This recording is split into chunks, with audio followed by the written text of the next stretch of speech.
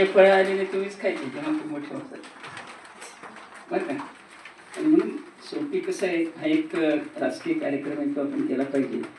त्या दृष्टीनं त्याच्यामध्ये सगळ्यांनी सहभाग घ्यावा. परत आता वाढदिवस संस्था हे सगळ्या गोष्टी आपण दरवर्षी करतो. आनंदाची गोष्ट एकच आहे की हे सुद्धा आमच्या रुंद्याच्या संस्थेचे सचिव आहेत. तिथं सुद्धा ती खूप मोठी संस्था आहे. तिथं सुद्धा तुमच्यासारखीच शिस्तबद्ध काम चालू असतं नेहमीच, काही गडबड होत नाही. आणि त्या संस्थेचं नावसुद्धा नावलौकिक आहे. त्या संस्थेचं नावसुद्धा नरहर कुरुंद शिक्षण संस्था, म्हणजे देशामध्ये प्रसिद्ध व्यक्ती जी आहे महाराष्ट्रात राहत आहे. आणि त्याचप्रमाणे आपलं सुद्धा या ठिकाणचं लता मंगेशकरचे वडील ना, दीनानाथ मंगेशकर.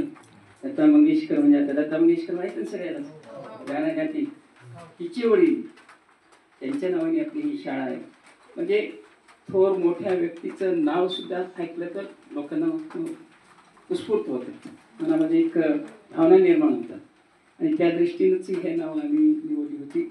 आणि त्याचंच ते तुम्ही खरं म्हणजे त्यांचे सगळे काही जे गुण आहेत ते आपण विद्यार्थ्यांनी घेतले पाहिजे. सगळे गुण मी म्हणत नाही की आता लता मंगेशकर गाणं म्हणत होती म्हणून तुम्ही गाणं म्हणा, असं नाही.